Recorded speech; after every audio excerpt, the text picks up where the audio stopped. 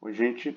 Nessa aula 3, vou dar apenas algumas dicas estéticas sobre tabelas e gráficos. Vai ser algo bem rápido e não é necessariamente relacionado à estatística, é muito mais à redação científica, mas que se aplica também aos temas de aula que a gente que a gente vai ver nas aulas futuras, ok? Primeiro, falando de tabelas, elas só serão úteis para vocês se a informação contida nelas não está no texto. Se você tem uma tabela e a informação que você apresenta nela já está descrita ali nos resultados, no corpo do texto, essa tabela é inútil. Vocês não precisam dela. Então, sempre considere isso antes de incluir ou não uma tabela no seu texto. Outra coisa, uma tabela deve ser informativa. O que eu quero dizer com isso? Ela tem que ser autoexplicativa. Então, qualquer pessoa da área que bater o olho na sua tabela vai entender do que se trata ali. No caso aqui, nesse exemplo, a gente tem diferentes tratamentos para culturas microbianas, testando, testando efeitos diferentes tratamentos para fermentação. E nas filas a gente tem vários tipos de variáveis que foram mensuradas em cada um desses tratamentos. E bem, reparem que tem alguns detalhes que estão descritos abaixo da tabela, alguns são detalhes estatísticos. E reparem que não existem linhas verticais, ok?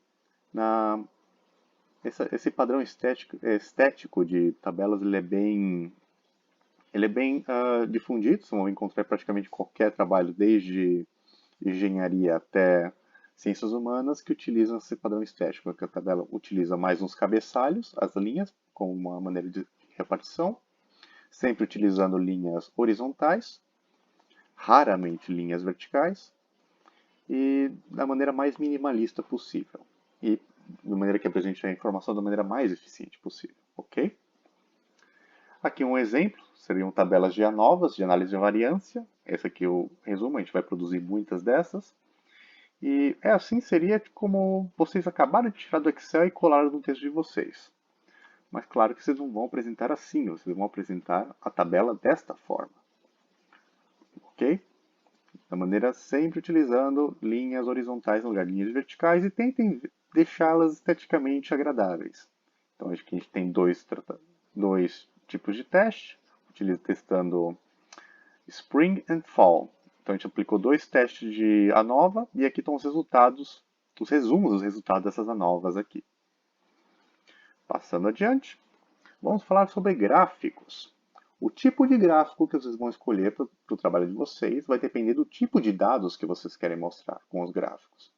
Então, contagens, dados categóricos e porcentagens, esses gráficos em barra verticais tendem a ser muito úteis nesses casos. Se vocês querem relacionar duas variáveis numéricas e as observações associadas com essas duas variáveis, um gráfico de dispersão, um gráfico de pontos, é algo muito mais útil. Se vocês estão lidando com séries temporais, gráficos de linhas conectadas vão ser tendo o eixo X como o seu eixo temporal, vai ser algo muito mais útil para você do que qualquer outro tipo de gráfico. E claro, existem outras formas gráficas, de representações gráficas que são específicas de certos tipos de análises, ok? Mas tenham bem claro assim. O que eu quero dizer é, tenha sempre bem claro o tipo de dados que vocês têm, que tipo de gráficos vai utilizar para mostrar da melhor maneira possível aquilo que você quer. Algumas dicas estéticas de aparência, informações que são úteis para você ter no gráfico. Por exemplo, esse gráfico aqui, batendo o olho, ele não me diz nada. Eu não sei, não faço ideia do que são essas três linhas.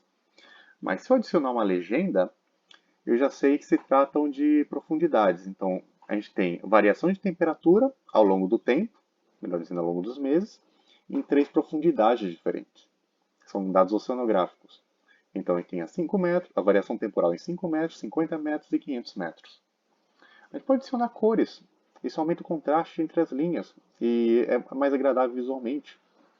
A gente pode usar até um gradiente colorido, por exemplo, de azul, já que a gente está lidando com profundidades, deixando mais intuitivo, cores mais claras em profundidades menores, cores mais escuras em profundidades maiores. Ok? Essa é uma maneira agradável e informativa de representar esse tipo de informação. Sobre gráficos, Eu gostaria que vocês sempre fossem o mais minimalista possível. Em outras palavras, menos, na maioria das vezes, com os gráficos é mais. Então, quanto menos detalhes, menos enfeites, menos coisas enfiarem no gráfico de vocês, melhor. Vou dar um exemplo aqui. Vocês acabaram de fazer esse gráfico no Excel. E aí você tem o quê? Números de peixes capturados em Barrancos por dia. Barrancos é um balneário de Pontal do Sul.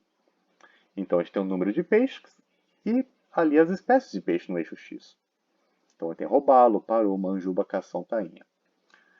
Bem, por mais colorido que seja, ele é visualmente muito agressivo. A primeira coisa que a gente pode se livrar desse gráfico, primeiro, é a legenda, que é completamente inútil, já que toda a informação que está nela já está ali no gráfico. Removendo ela, praticamente como se não mudasse nada. Ainda então eu consigo ver os valores de cada um dos peixes e ainda economizou espaço. Uma outra coisa que a gente pode remover é o título. Eu tenho ali no meu eixo Y número de peixes. Eu não preciso desse título todo. E se eu estou me referindo a barrancos, o trabalho provavelmente descrevia só sobre barrancos. Barrancos, eu digo o balneário. Então, talvez é uma informação desprezível. Eu não preciso disso no gráfico. Eu só quero mostrar o número de peixes para cada uma dessas espécies. Então, removendo, ok, melhor. Outra coisa, não tem por que utilizar esse efeito tridimensional. Vamos remover esse efeito tridimensional. E aproveitei e vou remover também as sombras. Ok, ficou mais limpo. Esse gradiente de fundo, por mais bonitinho que possa parecer, ele não é útil. E só vai estar servindo para a gente gastar mais tinta na nossa impressora, caso a gente imprimir esse artigo. Então, vamos remover. Essas linhas estão muito grossas, vamos deixá-las mais finas, não tem por que serem tão grossas. A gente pode deixar elas muito mais agradáveis. Essas cores, elas são muito saturadas, a gente pode usar umas cores mais pastéis, umas cores mais neutras, para não ser tão agressiva aos nossos olhos. Outra coisa, a fonte que a gente está utilizando aqui nos números e nos títulos de cada uma das barras, elas estão em negrito. Não tem por que ser em negrito, a gente pode deixar isso de uma maneira normal. A gente não precisa também dessas linhas horizontais, a gente pode sumir com elas.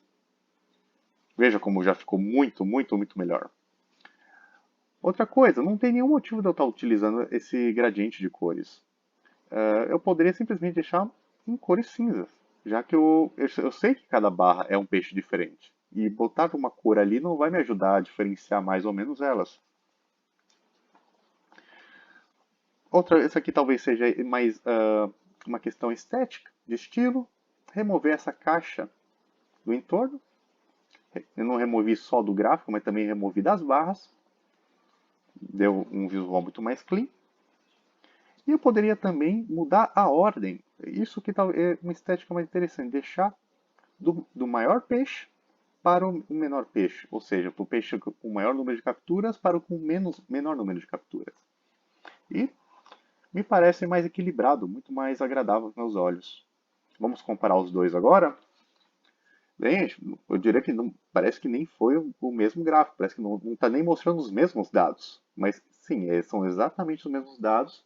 A diferença é que o primeiro gráfico é uma agressão aos seus olhos, e o segundo gráfico é algo muito mais amigável, muito mais limpa e direta, e mantém o foco na informação, mais do que em enfeites associados a esse gráfico. Ok? Última dica que eu gostaria de falar é sobre escolha de cores. Muitos casos vão querer sim, vão precisar utilizar cores para diferenciar, não sei, às vezes valores de um gradiente, valores de diferentes coisas, diferentes categorias. E existem escolhas felizes e infelizes de cores. Vocês podem sempre procurar por paletas de cores específicas para vocês. Vocês não precisam reinventar a roda toda hora. Algumas são mais intuitivas, por exemplo, gradientes associados à temperatura tendem a apresentar uma variação de cores quentes, ou seja, dos vermelhos e laranjas, até cores mais frias, dos azuis da vida. E outra coisa que vocês podem considerar também quando escolher a paleta de vocês de cores é utilizar cores que são amigáveis a pessoas com daltonismo, ok? Existem se vocês derem um Google e procurar por cores, paleta de cores amigáveis a daltônicos, ou como está escrito aqui em inglês, vocês vão encontrar diferentes tipos de arranjo de cores que não só servem para a gente, como também ajudam um daltônico a entender os gradientes que você quer mostrar no seu trabalho. Ok? Era tudo isso para essa pequena comentário aqui sobre gráficos e tabelas. E é isso.